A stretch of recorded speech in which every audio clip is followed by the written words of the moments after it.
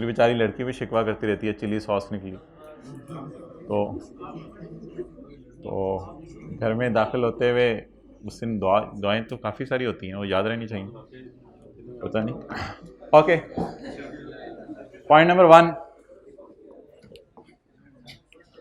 वक्त नहीं आया वाली बात नहीं होती। मरने के वक्त से जो पहले की दुआएं हैं वो किसी को आती हैं? दुआएं लिखी हुई हैं किताबों में, अगर आपको पता चल जाए आपकी मौत वाक़या हो रही है तो ये दुआएं पढ़नी है। अच्छा जी, पॉइंट नंबर 1, अब वो मौत के फरिश्ते को ये तो नहीं कहेंगे सब्र कर मैं किताब मंगवाऊँ जरा। अच्छा जी, तो तूने ये नहीं लिखा, लिख किताब पे शुरू में, ये तेरा टेस्ट लेना है मैंने मंडे को। अच्छा, JL acquired 80% shares of subsidiary on यकम अप्रैल 17। जेएल ने एक्वायर किए हैं जी 80% शेयर्स ऑफ सब्सिडरी ऑन यकम अप्रैल 2017। एसएल कौन है subsidiary? Showed a profit of 30 million. बनाएं जी वर्किंग नंबर 6।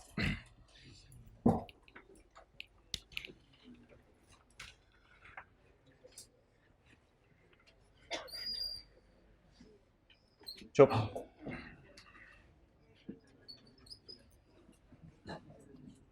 इमरान खान को ना भूल जाइएगा भाई, खुदा के लिए।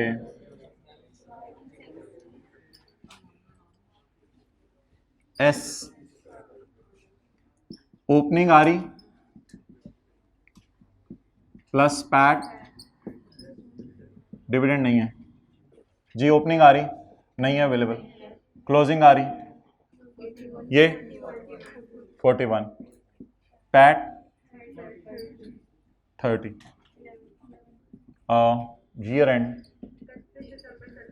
31 दिसंबर 17, ये कम जानी चाहता हूँ 11।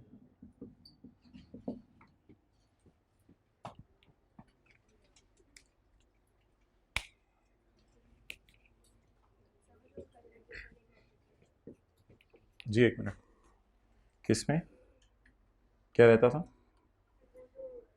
हाँ हाँ, वो तो आज वही तो डिस्कस होनी है नीचे। अच्छा जी, अगर ये लाइन नहीं लिखी हुई तो मुझे सारे बता दें प्री आरी कितनी है। ब्रॉड डाउन प्लस कुछ निकालें। अगर 11 यार हाथ दोगी दे आखिर 10:37 शुरू होने वाला है, अभी तक ये सरकार उधर ही है कि यकम अप्रैल 17 को भी एक्विजिशन किया, तो मैंने यकम जनवरी 17 की बतानी है 11। ये ब्रॉड डाउन प्लस कुछ इनके रगो पे में अभी तक समा नहीं सका, क्योंकि इन्होंने अपना तन मन धन पता नहीं कहाँ दिया हुआ है। यार अजीब लोग हैं, यकम अप्रैल 17 को वो खरीद रहे हैं और आप मुझे यकम जनवरी 17 की आरी बता रहे हैं। मुझे आप प्री आरी बताएं अगर अगली लाइन ना लिखी हो तो। ब्रॉड डाउन, लेकिन ये करनी नहीं है आपने, अगली लाइन लिखी हुई है 11 प्लस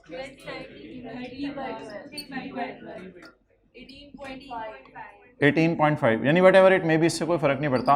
ये हमारा पुराना तरीका था प्री निकालने का। हमने शुरू के दिनों में जब P&L के सवाल शुरू किए थे ना, तो इस तरह हम आरी निकाला करते थे। तो बता नहीं, ये नहीं लिखना ना, क्योंकि सवाल में एक मसला है। तो ये किसका है? 11 पुरानों का। हमने तो यकम अप्रैल को खरीदा, प्लीज थोड़ा सा सोच के। ये यकम जनवरी 17, ये पुरानों के। इसमें जनवरी फरवरी मार्च वाला भी पुरानों का। तो ब्रॉड डाउन प्लस कुछ is equal to Saudi king का। ये प्री आ रही है।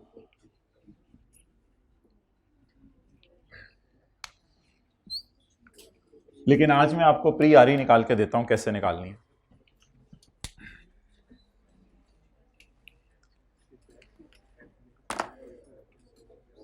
The incomes and expenses of subsidiary are accrued evenly over the year except 5 रुपए विच रिलेट्स टू।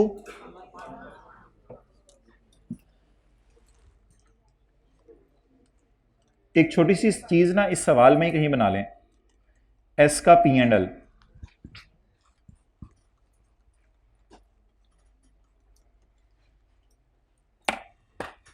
अब कुछ याद आ रहा है? 2 सवाल किए थे इस तरह के। 30 में से 5 माइनस करके बांटूं या 30 पे ही 3/12 9/12 लगा दूं? सब्सिडरी ने कमाया कितना? जल्दी बताएं। 30 30 में से 5 नेओ का, 5 किसका? तो 30 को बांटू या 25 को? मैं लिखता रहूंगा, चीजें याद आती रहेंगी, परेशान ना हुआ करें, मैं लिखता रहूंगा, चीजें याद आती रहेंगी। 30 माइनस इज इक्वल टू 25। 25 का 3/12 पुरानों का और 25 का 9/12 नयों का। अच्छा जी,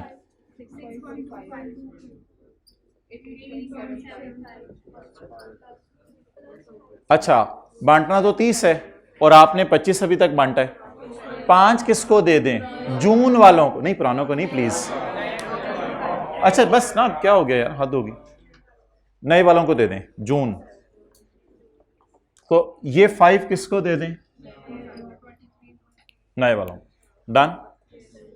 ये सारा कर लेने के बाद अब आप मुझे बताएं, मैंने लिखवाया था ये जाना है वर्किंग 2 में और ये जाना है वर्किंग 5 में। किसी को याद हो ना याद हो, ये वर्किंग 5 में जाना है।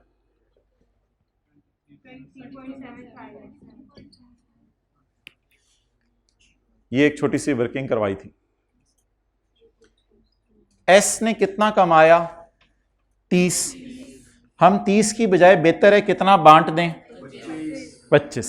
25 बांट दिया दोनों में और दे दें कितना किसको? 5 जो माइनस किया था उसे दोबारा ऐड कर दें। लेकिन प्लीज यहां 6.25 नहीं लिखना, यहां ब्रॉड डाउन प्लस कुछ एंड इट इज कुछ बनने लगा।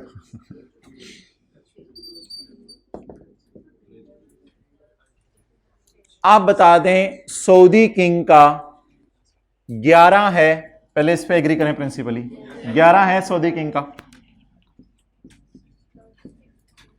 सऊदी किंग का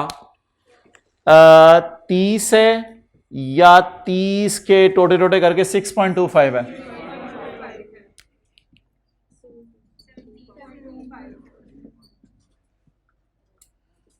बड़ा रोल है आज तूने। 17.25। वर्किंग 5 तो मैं नहीं करा आज, बैलेंस शीट का सवाल है।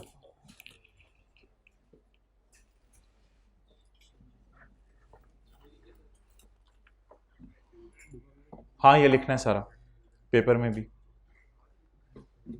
लिखने के लिए अलग क्लासें होंगी।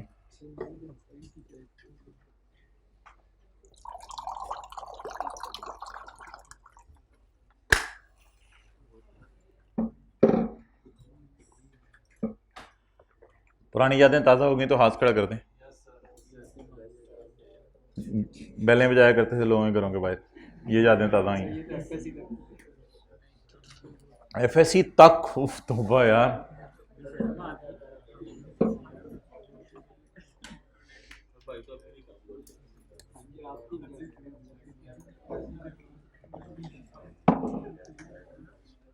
आजकल तो आप दोस्तों की उल्टी उल्टी हरकतों की वीडियो भी बना लेते हैं और जब फिर दोस्तों के बच्चों तक जाएंगी ये अबू आप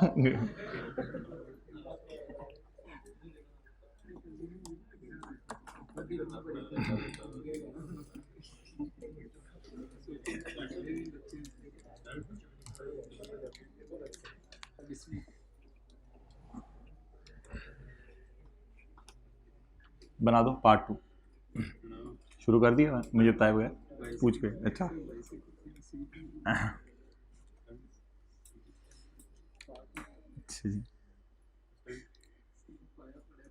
अच्छा ये ना याद रखिएगा, सिर्फ इस साल का प्रॉफिट तकसीम होता है, तो फिर जज्बात में आके ये नहीं कर देना कि खाली 6.25 इधर लिख दें।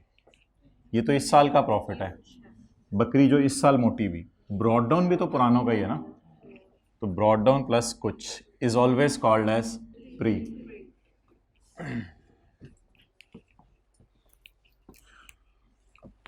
अच्छा जी ये एडजस्टमेंट्स हैं, इसमें जो इसका पहला पोर्शन है वो हमारा बिल्कुल पुराना वाला है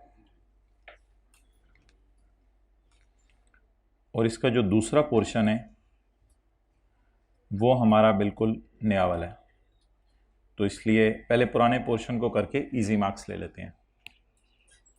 ऑन एक्विजिशन डेट यकम April, carrying value of S assets was equal to fair value, except एक इन्वेंट्री थी जो किसकी किताबों में पड़ी हुई थी, एस की किताबों में, उसकी कैरिंग वैल्यू 10 थी और फेयर वैल्यू 15 थी। IS2 मना करता है फोर्सिंग गेन्स रिकॉर्ड करने से, लेकिन IFRS 3 और 10 कंसोलिडेशन का कहता है कोई मसला नहीं, इन्वेंट्री को फेयर वैल्यू पर ले आओ। 10 रुपये की चीज़ है, सऊदी किंग के जाने के बाद 15 रुपये की बिकनी है, तो सऊदी किंग ने ख़रीद के रखी हुई है, तो इसलिए IFRS 3 और 10 कहता है कि कोई मसला नहीं, चीज़ों को फेयर वैल्यू पे ले आओ। जैसे लैंड होती थी 10 रुपये वाली, तो हम उसे 15 रुपये पे ले जाते थे क्योंकि उसकी फेयर वैल्यू होती थी, तो नॉर्मल सी एडजस्टमेंट है। वर्किंग नंबर 8,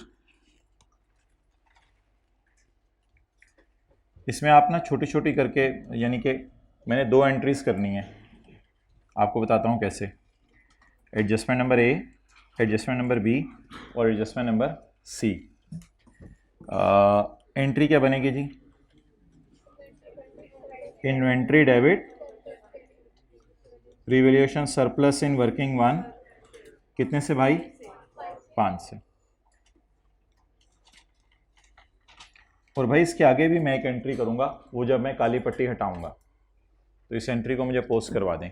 सब्सिडरी के एसेट्स आसमानों पे पहुंचे हुए हैं अल्हम्दुलिल्लाह, उसके एसेट्स जो उसने 10 के रखे हुए थे, बाजार में कितने के हैं, 15। खुशी दें सऊदी किंग को, सऊदी किंग को खुशी दें, प्री में जान पैदा करें। बोलें जी,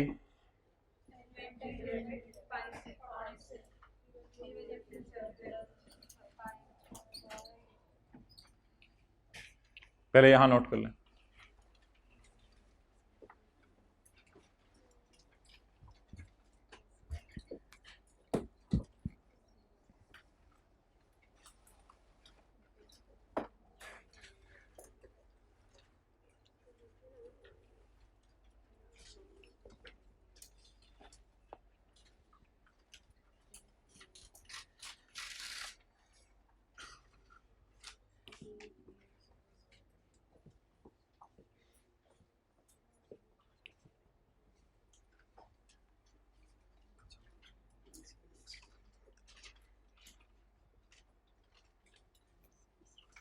अच्छा जी, the value of plant was impaired by 3।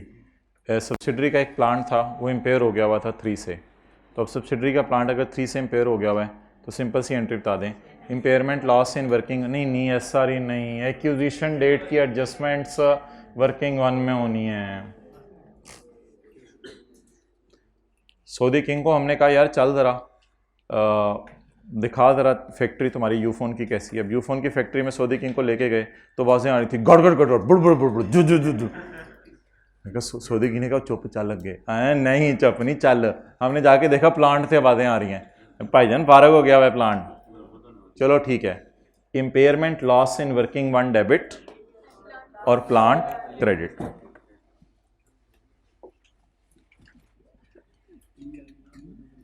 Acquisition rate की सारी एडजस्टमेंट्स कहाँ होनी है,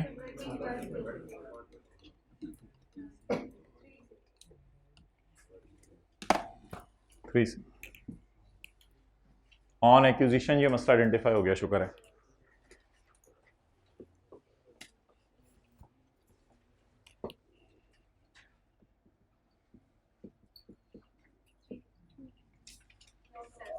impairment loss in working 1 debit,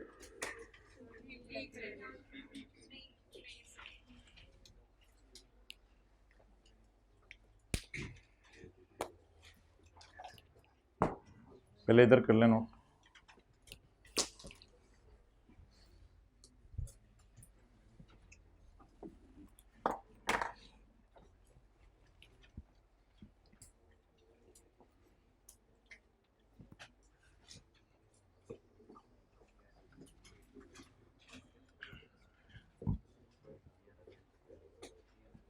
ले आओ भाई आगे।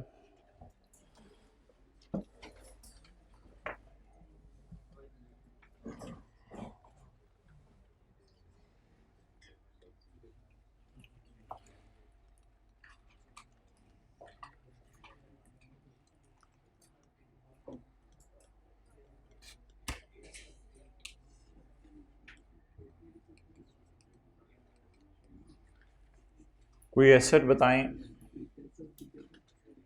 अच्छा नोट करना है आपने, कर लें यहाँ तक। 3 एंट्रीज और करनी है, वो मैं सामने कर दूंगा।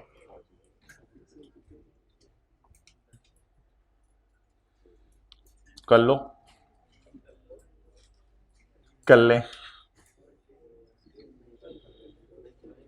बच्चों को इज्जत दें, कर लें।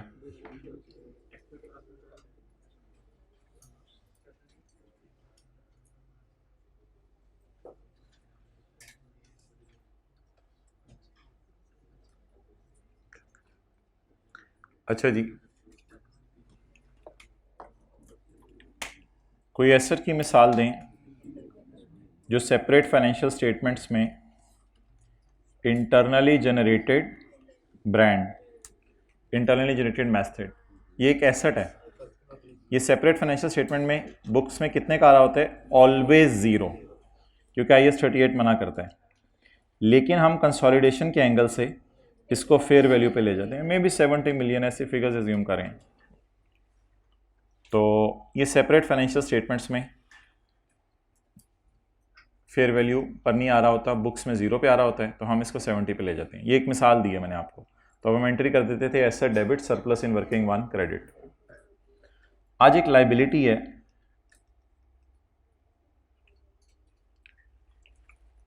इसका नाम है कॉन्टिंजेंट लाइबिलिटी। ये वो नहीं है जो कॉन्टिंजेंट कंसिडरेशन पेएबल है सऊदी किंग को, वो नहीं है। वो ये थी कि हमने सऊदी किंग को कहा था अगर सब्सिडरी ने अच्छा परफॉर्म किया तो तुम्हें पैसे दे देंगे। बिल्कुल नई बात होने लगी है। कॉन्टिंजेंट लाइबिलिटी ये है कि यूफोन के खिलाफ केस हुआ हुआ है कोर्ट में, आपने सऊदी किंग को कहा जरा इधर आना, इस पे भी जरा बात करें, तू तो जा रहा है, भाग रहा है, बाद में हमने फारग हो जाना है, बैठ जरा इधर। सऊदी किंग ने कहा बड़े सही इन्फॉर्मेशन लेके आए हो तुम, पता नहीं क्या खाते हो, तो सही इंफॉर्मेशन लेके आए हो तुम, बैठते हैं चलो। कॉन्टिंजेंट लाइबिलिटी IAS 37 कहता है सेपरेट फाइनेंशियल स्टेटमेंट्स में तो बुक वैल्यू पे आती है ना, मैंने ऐसे क्यों किया था, लेकिन कंसोलिडेशन के एंगल से किस पे आएगी? फेयर वैल्यू पे आएगी। अच्छा, कॉन्टिंजेंट लाइबिलिटी की एक ऑपोजिट लफ्ज होगा सर्टन लाइबिलिटी। आपको कौन सी लाइबिलिटी ज्यादा मजबूत लग रही है, कॉन्टिंजेंट या सर्टन? IAS 37 में हम इंशाल्लाह मंडे या ट्यूसडे को पढ़ लेंगे। अगर हमारे लॉयर ने कहा कि हम केस हार जाएंगे तो इसे हम कहा करेंगे सर्टन लाइबिलिटी, जिसकी हम जर्नल एंट्री किया करेंगे। और अगर हमारे लॉयर ने कहा कि हम केस हारेंगे, इसका चांस काफी कम है, तो फिर हम कहा करेंगे कि ये एक कॉन्टिंजेंट लाइबिलिटी है, इसे सेपरेट फाइनेंशियल स्टेटमेंट्स में शो ना करो। सेपरेट फाइनेंशियल स्टेटमेंट्स में बुक वैल्यू का लफ्ज अच्छा नहीं है, लाइबिलिटी के लिए कैरिंग अमाउंट का लफ्ज अच्छा है। सेपरेट फाइनेंशियल स्टेटमेंट्स में इसकी कैरिंग अमाउंट हमेशा 0 आएगी, लेकिन इसकी अमाउंट डिस्क्लोज होगी यूजर्स के लिए। डिस्क्लोज का मतलब हम लिख के बता देंगे हमारे खिलाफ केस हुआ है, बट कंसोलिडेशन का स्टैंडर्ड कहेगा नहीं।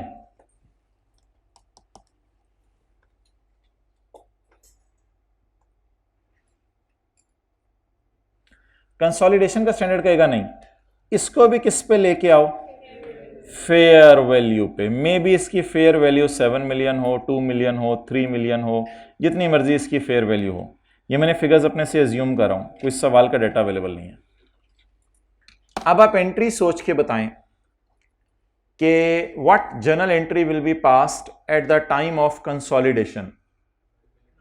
लाइबिलिटी क्रेडिट, लाइबिलिटी की कैरिंग अमाउंट बढ़ रही है ना, वर्सेस वाली कैलकुलेशन से गुजारे 0 और 4। लाइबिलिटी क्रेडिट, खर्चा इन वर्किंग 1 डेबिट। वर्किंग 1 में इसको खर्चे के तौर पे रिकॉर्ड कर देंगे। लाइबिलिटी बढ़ती हैं तो खर्चा होता है, और लाइबिलिटीज कम होती हैं तो खुशी होती है।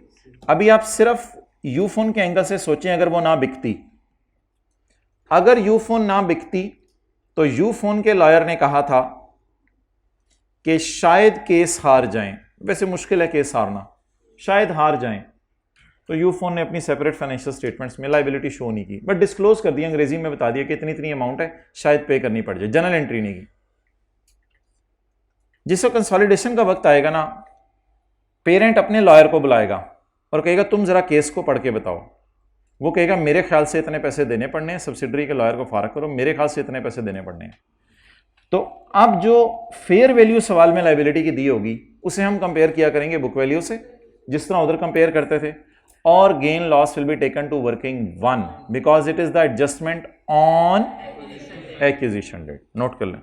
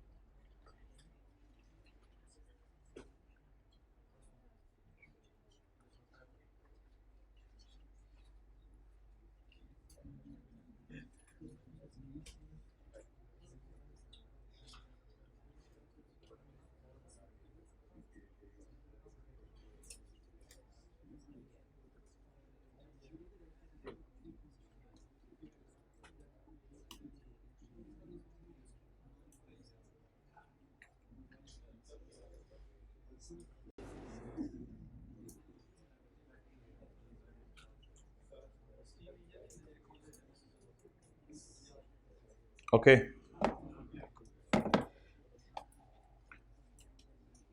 एंट्री बताएं for the purpose of consolidation.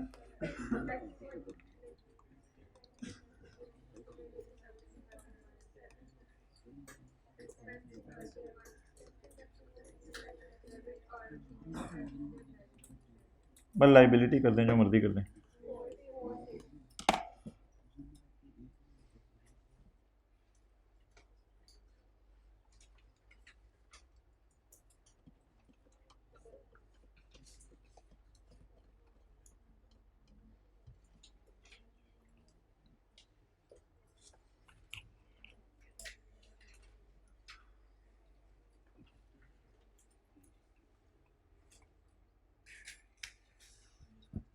अब इस एडजस्टमेंट में एक धोखा हुआ करेगा, डिस्क्लोजर की अमाउंट वो दे दिया करेगा, फिर बच्चे इस अमाउंट को इससे कंपेयर कर रहे होते हैं। डिस्क्लोजर की अमाउंट दे दिया करेगा कि सब्सिडरी के लॉयर ने कहा है मेरे ख्याल से 6-7 मिलियन पे करने पड़ेंगे। अब बच्चे समझते हैं 6-7 को कंपेयर करना है, ये ब्लंडर है। बहुत बड़ा धोखा हुआ करेगा इस एडजस्टमेंट में। वो कह दिया करेगा the subsidiary has disclose this amount in its financial statements at ₹7। आप बच्चे समझते हैं कि डिस्क्लोज का मतलब है जनरल एंट्री हो गई है। इसकी दो वजहें, एक तो ये एडजस्टमेंट पहली दफ़ा करा रहे हैं, दूसरा IAS 37 पढ़ा नहीं हुआ। तो जब पढ़ा नहीं हुआ तो डिस्क्लोजर और एंट्री में ज़रा फ़र्क अभी जहन में पक्का नहीं है। तो इस एडजस्टमेंट में एक धोखा हुआ करेगा, जिस धोखे को आपने देखना है। धोखा क्या हुआ करेगा, इस डिस्क्लोजर की भी फिगर दी होगी, उसने ये नहीं लिखा होगा कैरिंग अमाउंट इज 0, उसमें लिखा होगा the subsidiary has only disclosed it, means it has not recorded it. तो फिर बच्चे इस डिस्क्लोजर वाली फिगर को कंपेयर करते हैं, हालांकि ये बात गलत होगी। और ये धोखा इधर भी हो सकता है IAS 38 में। The organisation created his own brand at ₹20 million. कभी भी ये 20 नजर नहीं आ रहा होगा किताबों में, क्योंकि इंटरनली जनरेटेड ब्रांड को कैपिटलाइज नहीं किया जाता, तो धोखे वाली फिगर दे सकता है। अब फिगर जरा आप ढूंढें किससे एंट्री होगी, जरा हिम्मत करके। A contingent liability of 9 is recorded in financial statement of S.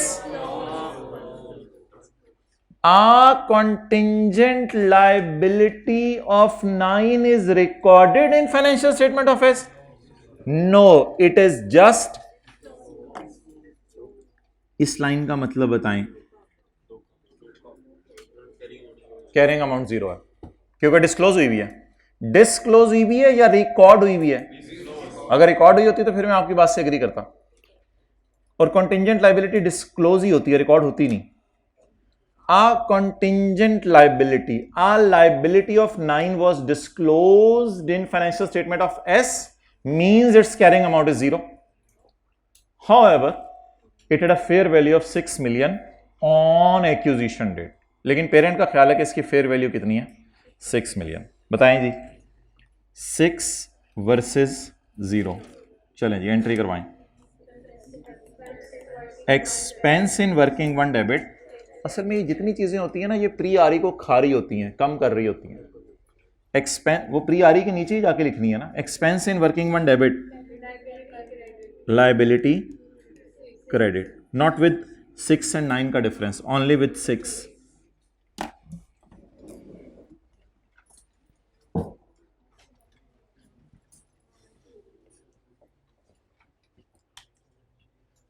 Ji expense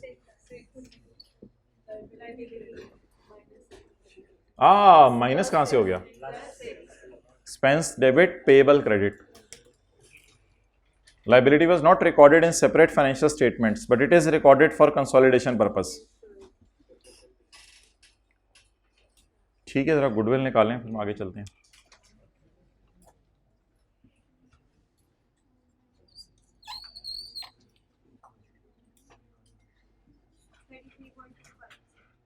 $33.25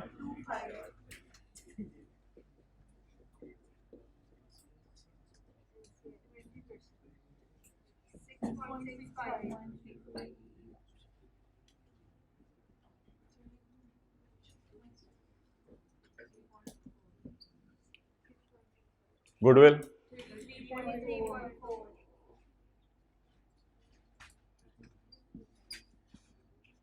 30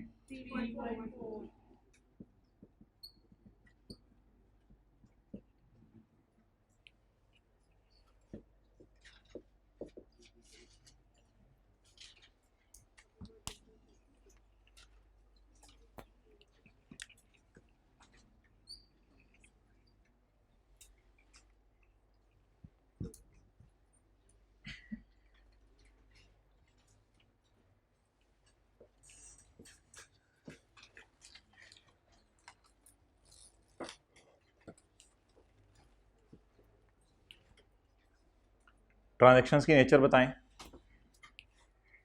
inventory को हमने ₹5 से बढ़ा दिए, सौदे किंग को खुशी होगी।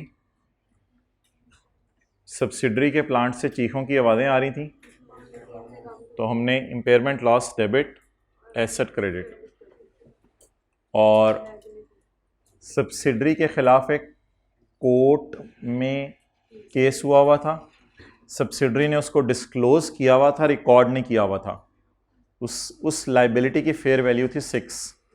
तो खर्चा डेबिट इन वर्किंग 1। और एक और बात आपको शायद याद हो, इन दोनों का हम नाम रखते हैं book value of net assets, और इस सारे का नाम रखते हैं fair value of net assets at date of acquisition. सारे एसेट्स को फेयर वैल्यू पे ले हैं सब्सिडरी के।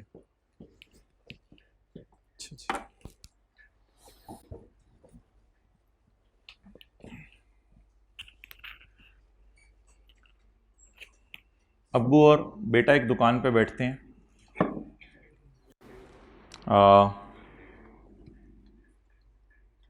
एक बंदे से पैसे रिकवर करने थे कस्टमर से। उधर कैमरा कर दो, किसी ने नोट करना दो।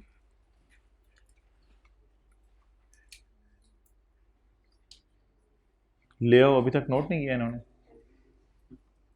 अच्छा, अब आपकी अन्नी अटेंशन चाहिए मुझे अगले 25 मिनट। यानी ये 3 बातें बतानी है। तीनों एडजस्टमेंट्स की थीम एक ही है। थीम अभी ये वाली मेरी मिसाल में समझ आ गई तो इट्स अनफ फॉर यू। अब्बू और बेटा एक दुकान पे बैठे थे, तो एक बंदे से रिकवरी करनी थी पैसों की। तो अब्बू गए सुबह 9 बजे और उससे पैसे रिकवर करके ले आए। 100 रुपया था, उससे पैसे रिकवर करके ले आए। बेटा आया दोपहर को दुकान पे। बेटा गया, बेटे ने भी प्रेशर प्रूशर डाला, वो बोलता रहा, बेटे ने उसकी बात नहीं सुनी, उसकी जेब से निकाल के 100 रुपये ले आया। अब आप किसको रिवर्स कराएंगे, अब्बू को या बेटे को? जिसने बाद में काम किया, जिसने बाद में काम किया। छोटों की बात नहीं चलनी चाहिए। अब आप बेटे को भेजें कि उसको क्या कराए, वापस कराए। क्लियर? अच्छा, हमने 1 अप्रैल को, जैसे अब्बू ने सुबह 9 बजे, हमने 1 अप्रैल को इंपेयरमेंट लॉस की एंट्री कर ली थी for the purpose of consolidation. Subsidiary ने अपनी सेपरेट फाइनेंशियल स्टेटमेंट में अगले दिन ये एंट्री दोबारा कर ली। The impairment loss was also recorded by subsidiary. अगले दिन 12-1 बजे जाके बेटा दोबारा पैसे ले आया, हालांकि अब्बू सुबह ले आए थे। वो एडजस्टमेंट जो हमने 1 अप्रैल को कर ली थी, वो एडजस्टमेंट एस ने अपनी सेपरेट फाइनेंशियल स्टेटमेंट में दोबारा कर ली। The impairment was also recorded by S on 2 April. Impairment S ने 2 अप्रैल को दोबारा रिकॉर्ड कर लिया एस की सेपरेट फाइनेंशियल स्टेटमेंट में जाके। ये 2 अप्रैल की एडजस्टमेंट है, ये एक्विजिशन डेट की नहीं है, ये एसआरई में जाएगी। It will not go in working 1। ये 2 अप्रैल की एडजस्टमेंट है।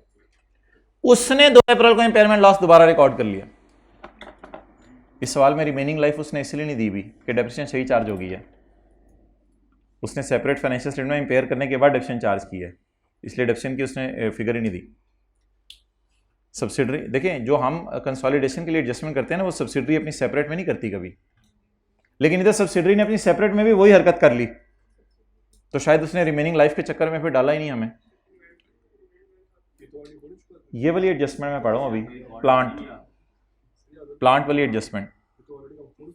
हाँ, तो उसने 1 मिनट, वो इंपेयरमेंट जो हमने रिकॉर्ड कर ली 1 अप्रैल को प्री आरई में, तो सब्सिडरी ने 2 अप्रैल को वो दोबारा रिकॉर्ड कर ली। बस वो बाप और बेटे वाली मिसाल है। तो सब्सिडरी को कहें बेटा आप क्या करो, रिवर्स कर लो, इंपेयरमेंट लॉस उल्टाने की एंट्री तरह बना दे कुछ। एंट्री इंशाल्लाह इसी की ऑपोजिट हुआ करेगी, एंट्री इंशाल्लाह इसी की ऑपोजिट हुआ करेगी, बट वो एंट्री जो है that will not hit working 1, that is of 2 April, that will now hit SRE working 2। Impairment loss उल्टाएं, PP debit, impairment loss credit. But हम सवाल किसका कर रहे हैं, बैलेंस शीट का। ये किसका एसेट है, हाँ जी 2 अप्रैल डेट है ना।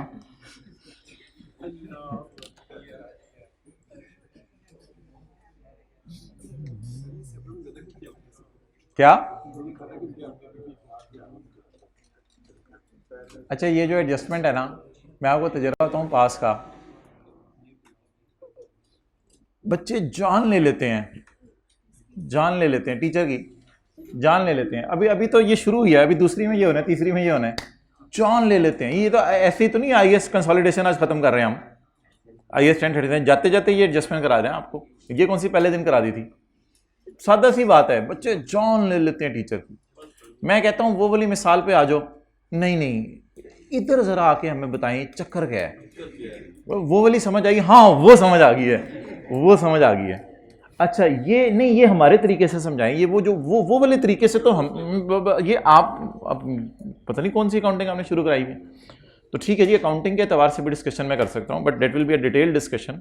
पूरे सवाल में एक एडजस्टमेंट आई कैप ऐसी देर है, ये मैंने तो 3 सवालों से 3 एडजस्टमेंट उठा के यहां डाली हैं, 3 मुख्तलिफ सवालों से उठाई हैं, क्योंकि इन तीनों की थीम एक है। तो keep the thing simple and let me speak again, you are suppose to listen again. 1 April को हमने कंसोलिडेटेड फाइनेंशियल स्टेटमेंट में इंपेयरमेंट लॉस रिकॉर्ड किया। 1 अप्रैल को, तो यार ऐसे पहले तो रिलैक्स होके बैठे ना, कोई ऐसी मुश्किल चीज है नहीं। अब कुछ बच्चों को अगर कोई 10-15 को नहीं समझ आ रही, तो अब बाकी भी ऐसे परेशान हो गए ना बैठे, वो 10-15 भी रिलैक्स हो जाए। 1 अप्रैल को क्या किया हमने? कंसोलिडेटेड फाइनेंशियल स्टेटमेंट्स में क्या रिकॉर्ड किया? Impairment loss. 1 अप्रैल को कंसोलिडेटेड फाइनेंशियल स्टेटमेंट में हमने इंपेयरमेंट लॉस रिकॉर्ड कर लिया। ये कंसोलिडेटेड फाइनेंशियल स्टेटमेंट में हमने पीपी क्रेडिट कर दिया। अब कुछ लोग लॉजिक की बातें कर रहे हैं, फिर मैं लॉजिक की तरफ आने लगा हूं। हमने पीपी क्रेडिट कर दिया। 2 अप्रैल को सब्सिडरी को अपनी सेपरेट किताबों में याद आया मैं भी इंपेयरमेंट लॉस रिकॉर्ड कर दूं, उसने भी पीपी क्रेडिट कर दिया। और चपेड़ मैंने कर दिया हुआ है, और मैं भी करूंगा, अब देखी जाएगी। उसने भी क्रेडिट कर दिया, तो डबल क्रेडिट हो गया ना। क्या? 1 मिनट बैठ बोलो। तो हम जो फिगर्स उठा रहे हैं वो किन फाइनेंशियल स्टेटमेंट से उठा रहे हैं? सेपरेट से। और सेपरेट फाइनेंशियल स्टेटमेंट 31 दिसंबर की हैं। हम 31 दिसंबर की फाइनेंशियल स्टेटमेंट से फिगर उठा रहे हैं, और उसने 2 अप्रैल को एंट्री कर ली हुई है। यार लॉजिक के पीछे जाओगे तो बहुत टाइम लग जाएगा, और फिर इसी तरह सोचना पड़ेगा चीजें। That will be a tough task, so keep the thing simple. वो जो मिसाल मैंने बच्चे वाली दी थी उस पर तो किसी तरह आने की कोशिश करें। अगर लॉजिक के पीछे जाओगे तो फिर एक एक बात सुनो आप गौर से। उसने 2 अप्रैल को जब एंट्री कर दी अपनी सेपरेट किताबों में, तो 2 अप्रैल को एंट्री करने के बाद ये फिगर आफ्टर इंपेयरमेंट है, लेकिन मैं मजबूर था वर्किंग 1 वाली इंपेयरमेंट भी रिकॉर्ड करने पे। तो मैंने तो वर्किंग 1 वाली करनी थी, वो मैं बाज नहीं आया, मैंने कर दी 3। अब मैंने भी 3 कर दी, उसने 2 अप्रैल को ऑलरेडी 3 कर दी थी, तो मैं वो +3 कर रहा हूं ताकि उसका वाला 54 सही हो जाए। बेटे वाली हरकत सही करने की कोशिश कर रहा हूं, बट प्लीज अब जाने देना, अब बात को सिंपल रखें। ओके, क्योंकि अगली 2 एडजस्टमेंट्स भी करनी है, टाइम फिर। अच्छा, listen it again for the last time. सुबह अब्बू ने किसी डेटर से रिकवरी की 100 रुपया 9 बजे। बस इस तरह चलो, सुबह अब्बू ने रिकवरी की डेटर से सुबह 9 बजे। बेटे ने जाके 1 बजे दोबारा उससे रिकवरी कर ली। बेटे को क्या कहेंगे? जाके वापस कराओ। अब इन बातों पे कायम रहिएगा, और मेरे मुंह से जो फूल या कांटे झड़ने लगा हूं मैं, वो बर्दाश्त कीजिएगा। हमने 1 अप्रैल को 3 मिलियन की एंट्री कर दी। हम कंसोलिडेशन पर्पस से अपने आप को बाप समझते हैं। हमने 1 अप्रैल को 3 मिलियन से एंट्री कर दी, वो करनी है हमेशा, वरना गुडविल गलत आएगी। हमने 1 अप्रैल को 3 मिलियन से एंट्री कर दी, और अगेन भाईजान पिछली एंट्री के अद्धे नंबर होंगे, इसके अद्धे नंबर होंगे, कोई ये अद्धे नंबर लेना कोई जरूरी नहीं कि लूटी में जानी है आपने। अच्छा, तो 1 अप्रैल को एंट्री कर दी किसने? 1 अप्रैल को एंट्री कर दी हमने कंसोलिडेशन पर्पस से।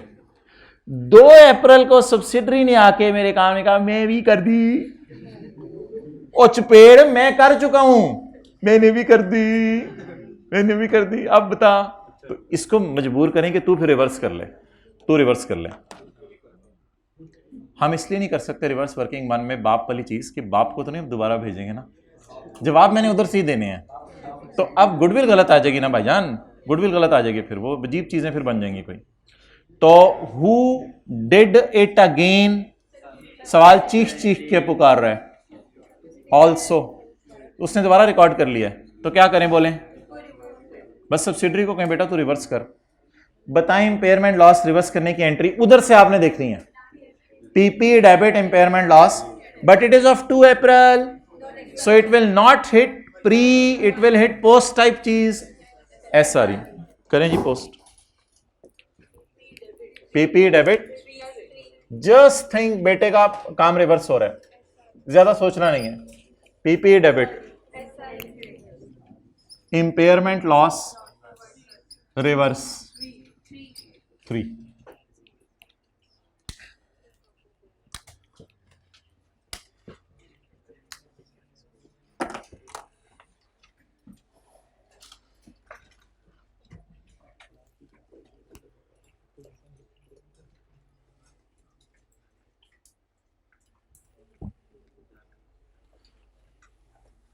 अगली मिसाल,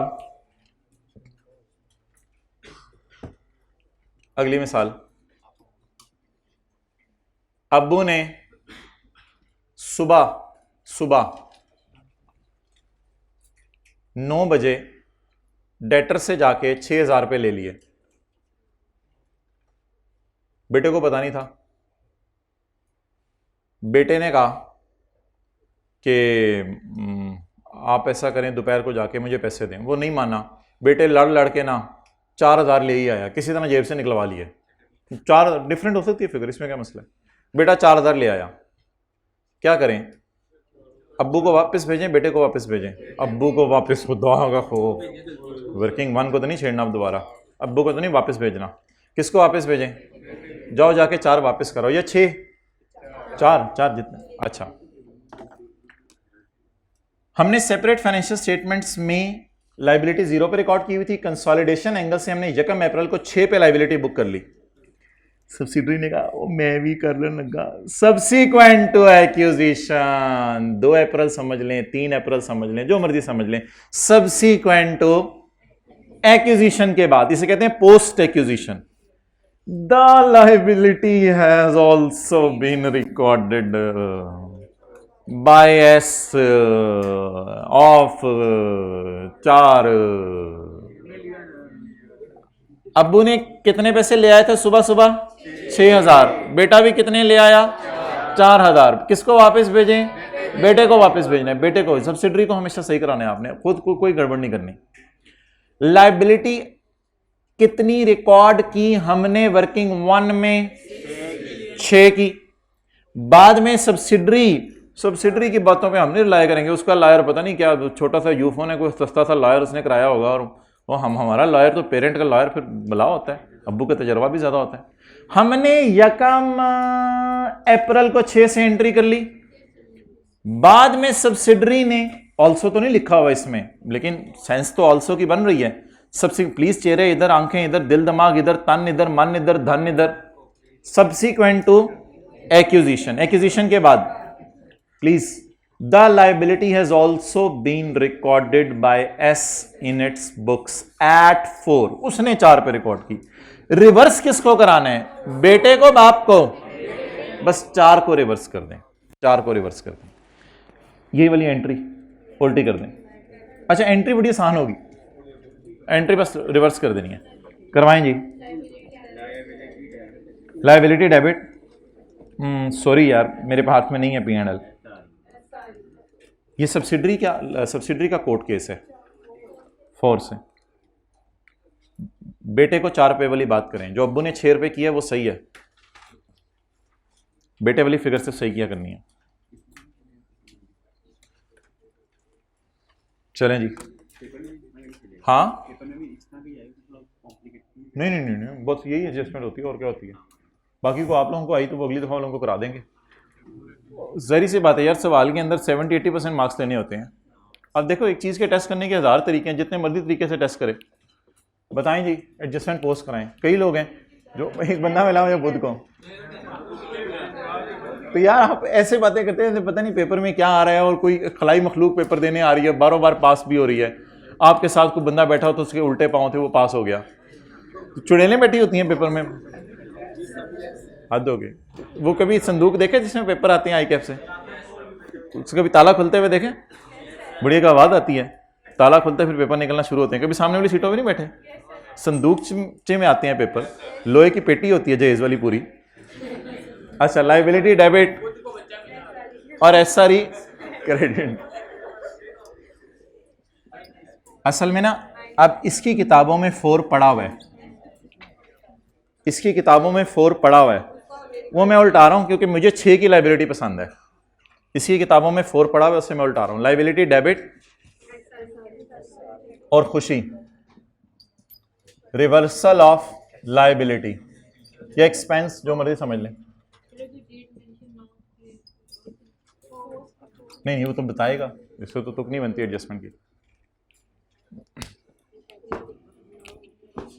हाँ जी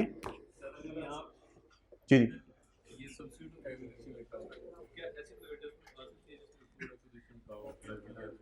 नहीं, फिर तो हमें वो करने की जरूरत ही नहीं पड़ेगी ना उससे पहले वाली।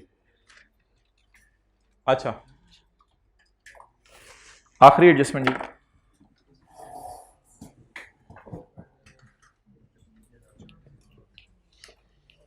अच्छा, पहली तो बात है एंट्री क्या करनी है, वो तो बड़ा आसान है। जो एंट्री उधर हुई है उसकी रिवर्स, लेकिन रिवर्स सेम अकाउंट्स में नहीं होनी। सेम अकाउंट्स में रिवर्स होगी फिर तो इंपैक्ट ही नहीं होगा। वो वाली वर्किंग 1 में जानी है और ये वाली एसआरई में जानी है, बस ये फर्क है दोनों में। और दूसरी बात, किस अमाउंट से करनी है? जिस अमाउंट से सब्सिडरी ने रिकॉर्ड की हुई है, जिस अमाउंट से। आखिरी सवाल मेरा, अब्बू ने सुबह सुबह 50 बोतलें बेचकर प्रॉफिट रिकॉर्ड कर लिया। 50 बोतलें बेचकर प्रॉफिट रिकॉर्ड कर लिया। बेटे को वो एंट्री नजर नहीं आई किताबों में। बेटे ने वीडियो मंगवाई तो उसको 40 बोतलें बिकती हुई नजर आई, तो उसने 40 बोतलों के बिकने की एंट्री कर ली, 40 बोतलों का प्रॉफिट रिकॉर्ड कर लिया। क्या करें? अब्बू को कुछ नहीं कहना, जितना बेटे ने किया उसको क्या कर दें, रिवर्स कर दें। अब्बू ने 50 बोतलें बेची, उनका प्रॉफिट रिकॉर्ड करके चले गए। वो जो प्रॉफिट रिकॉर्ड करके चले गए तो वो प्रॉफिट का सफ़ा आगे पीछे हो गया, या कोई भी मसला हुआ, या अकाउंट्स में एंटर हो गया, बेटे की आंख पे कुछ मसला हो गया, उसको नज़र ही नहीं आ रहा।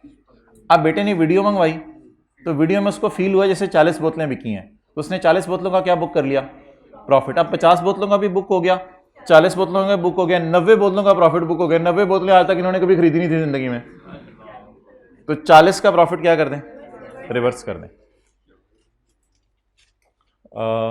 थोड़ा सा सोचें, ये जीपी रिकॉर्ड हो गया हुआ है ऑलरेडी वर्किंग 1 में, ये जीपी है, फील करें ये जीपी है, GP is recorded, it is nothing else.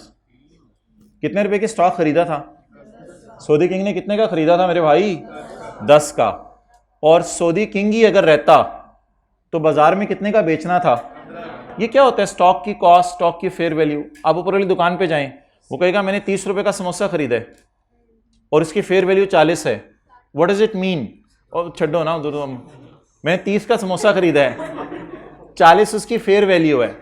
No, what is this 10? What is this 10? Profit. एक ऑर्गेनाइजेशन है, उसकी इन्वेंट्री है किताबों में carried at 10, it is cost carried at 10 and its fair value is, what I feel कि gross profit is recorded. अब ये gross profit record हो गया है, इस पे किसी को एतराज है तो बोले, फिर मैं आगे चलता हूं।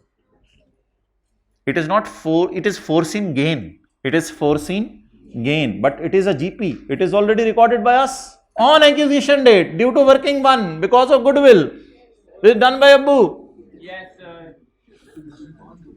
अब ये P2S वाली एडजस्टमेंट है, S2P वाली एडजस्टमेंट है, या ये S का पड़ा हुआ स्टॉक हमने फेयर वैल्यू पे लेके गए हैं? ये P2S S2P वाली नहीं है कि सोल्ड अनसोल्ड का प्रॉफिट।